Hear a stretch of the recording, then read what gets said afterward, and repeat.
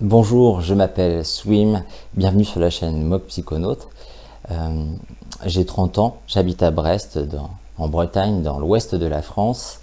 Je suis photographe animalier depuis l'âge de 15 ans et psychonaute, donc navigateur de l'esprit. Je m'intéresse aux états de conscience modifiés depuis 12 ans. Il s'agit d'une foire aux questions autour des sorties visant à reconnaître le psilocybe semi-lancéata, l'espèce de psilocybe sauvage que l'on retrouve en Europe et sur l'ensemble du territoire français. Et voilà, donc ça vise à répondre à un certain nombre de questions.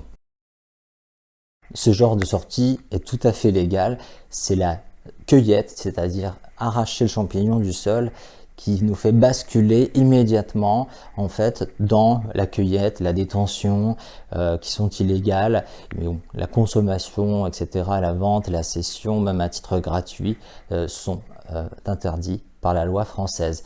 Et en l'occurrence, ici, il s'agit ni de consommer, ni de consommation, ni de récolte. On observe le psilocybe dans son milieu naturel.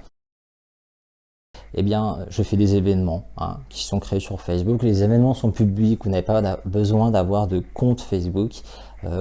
Et une chose supplémentaire, lorsque vous vous mettez comme intéressé, je ne vous comptabilise pas pour la sortie. Il faut que vous soyez vraiment sûr de vous. Si vous êtes marqué comme participant ou participante, je compte vraiment sur vous pour être présent. Juste à l'instant, je viens de vous dire que vous pouvez accéder aux événements publics même si vous n'avez pas de compte. Alors pour participer, dans ce cas-là, vous me contactez via WhatsApp préférablement, ça centralise tout au même endroit. Ça m'évite d'aller dans les différentes messageries, ça m'aide beaucoup. Sinon, si vous n'avez pas WhatsApp, vous pouvez toujours faire en commentaire sous cette vidéo. Cependant, pour les autres régions de France, eh bien, on reste dans la même optique, accessible, mais juste rembourser finalement les frais de déplacement pour que je vienne jusqu'à vous, et comptant dedans la nourriture, mais les besoins les plus élémentaires. Donc par exemple pour Paris, eh bien j'ai compté les bus avec la nourriture et avec les personnes qui m'ont, je vous remercie d'ailleurs, proposé de m'héberger, sinon ça aurait vraiment fait gonfler le prix. Eh bien on tourne autour de 60 €, ce qui signifie que eh bien lors de la sortie, ça coûtera 5 € par personne s'il y a 12 personnes.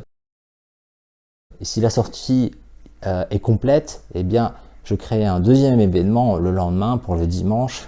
Et si, voilà, lors de cette sortie, le dimanche, puisque la première aura du coup fait sa fonction de remplir les frais, eh bien, elle sera gratuite. Oui, des sorties individuelles pourront être envisageables dans deux types de cas en fait. Les deux seront finalement des services mutuels.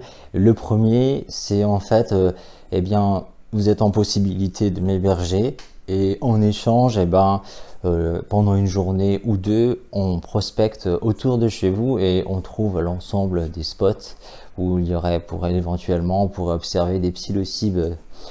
Et comme moi, j'aurais besoin de 1 ou 2 jours de prospection avant la dite sortie pour trouver un champ pédagogique.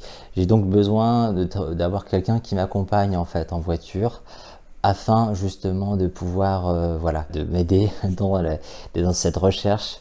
Ici, c'est pareil que dans le point 1, sauf que là, il s'agit de prospection contre un prix libre.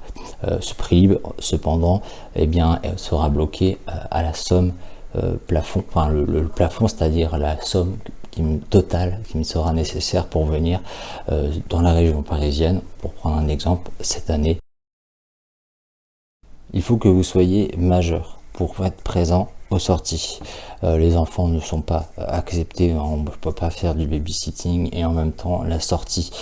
Ils pourraient aussi bien manger un spécimen de psilocybe qu'un champignon, qu'une plante, comme par exemple le chèvrefeuille, je crois, cette période de l'année, qui fait des baies rouges et qui sont très toxiques. Il faut que vous soyez majeur. Si vous avez 17 ans, je ne peux pas prendre la responsabilité non plus de vous accueillir.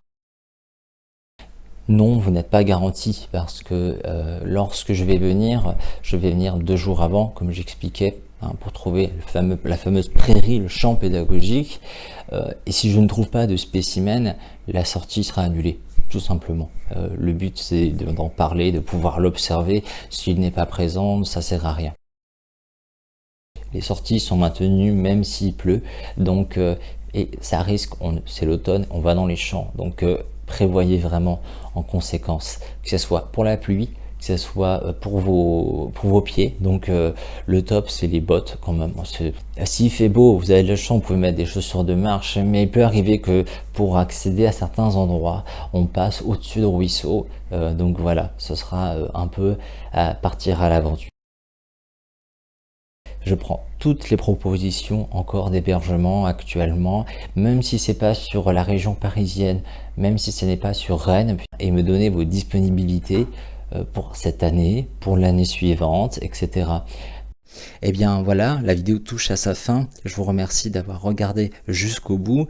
Elle est un peu longue évidemment parce que c'est une foire aux questions autour de ça et que cette vidéo sera ajoutée à chaque événement, chaque année. Voilà, donc ce sera annexé avec les événements à venir. Je vous donne ces informations dans la limite de mes connaissances.